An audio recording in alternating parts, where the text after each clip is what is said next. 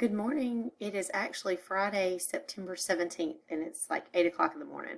You probably won't ever get a real Friday video from me that was actually made on a Friday, but my 8 a.m. class did not make this morning.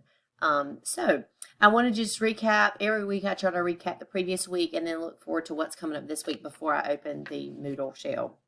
So last week, the first thing I want to start with is the Remind app. I do not have everybody on the Remind app. That was one of the very first things that I asked you to do those first 2 days of class.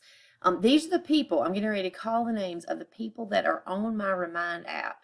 If I do not call your name, would you please, please, please follow the instructions in Moodle, follow the instructions in the ICR, join me on the Remind app. I have Augustine, Brandy, Destiny, Dawn, Emily, Janae, Natalie, Leonard, McKenna, Monique, Nikki, and Raquan. Thank you. Thank you, however many people I just named, for joining me on the Remind app. Some of you have already contacted me on the Remind app. I have also received emails, which is fine. I'm fine with emails, but I really like the Remind app. It's just really quick, it's accessible, and we know that most people have their phones and receive text messages a lot more quickly than they do email. Please join me on the Remind app if I did not call your name. Secondly, we have two people that are not set up in Hawks Learning. Two, you know who you are. If you did not set up your Hawks Learning account, it is imperative that you do that and complete those first two assignments. They were due last night at midnight. A couple of people contacted me with just some issues as to why you didn't get it done or whatever. That's fine. But we have two people that have not even set up their account, and that is very concerning. If you are not able to buy the account right now and you need just to wait on some financial aid or something like that, you can request a temporary access code on the Hawks Learning website. So don't let finances deter you from passing this class. Reach out to me if you need some help. But again, go ahead and sign up for that temporary code and then take care of the financial stuff. You got, I think, 2 weeks, maybe even longer, before that temporary code runs out. But just don't ignore it. You're not going to pass the class if you don't have a Hawks code. So 2 people, please, please sign up for Hawks and do 4.1 and 4.2 today.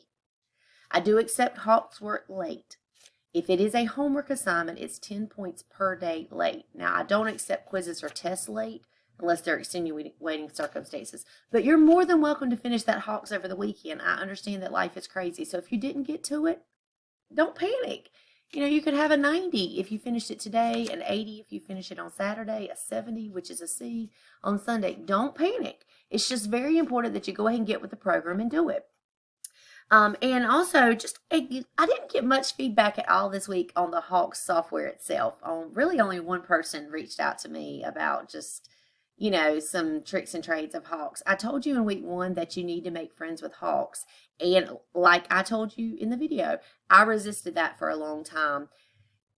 You just need to jump on board. Hawks is not the easiest thing in the world to work with. I recognize that, especially for a person that's old like me. I'm just not good at typing in things, and I'm not good at learning on a computer, and I'm not good at, you know, putting the answer in the terms that they want it.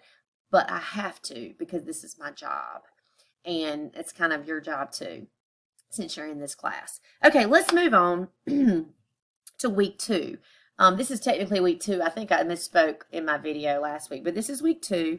And this week, I want you to start just with a review of what you did last week. So look back over your notes, look back over the videos that I had linked in the resources.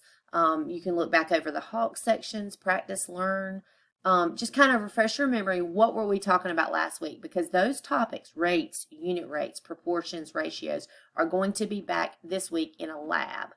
This is the first lab that we've done. So a lab is basically using what you did in Hawks and applying it. I see dust flying over the screen.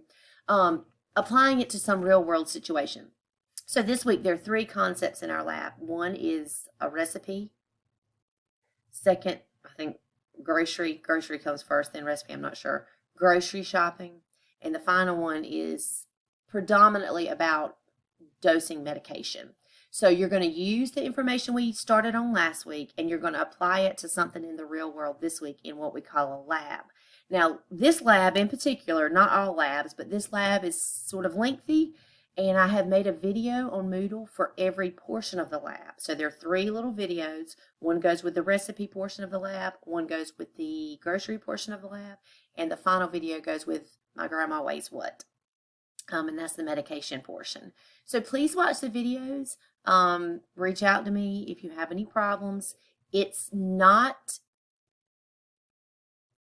I don't want to say it's hard, because some of you are going to do it and be like, what was that? That was a joke. And then we'll have other students that will really have to, think back to their, previous math experience. I mean, for example, my daughter's in 7th grade. She brought home a grammar worksheet the other day where she had to underline the subject and then double underline the verb and then circle the simple subject or something like that. I didn't know how to do that. I had to Google it. I had to look it up. I had to read it up on the internet. I had to refresh my memory because I'm old and I don't remember what a simple predicate is. So you might be the same. It's not that I couldn't figure it out, but I definitely had to do some refreshing. So you might have to do some refreshing too, and that's okay. That's why we're here. So refresh yourself as best you can before you start the lab.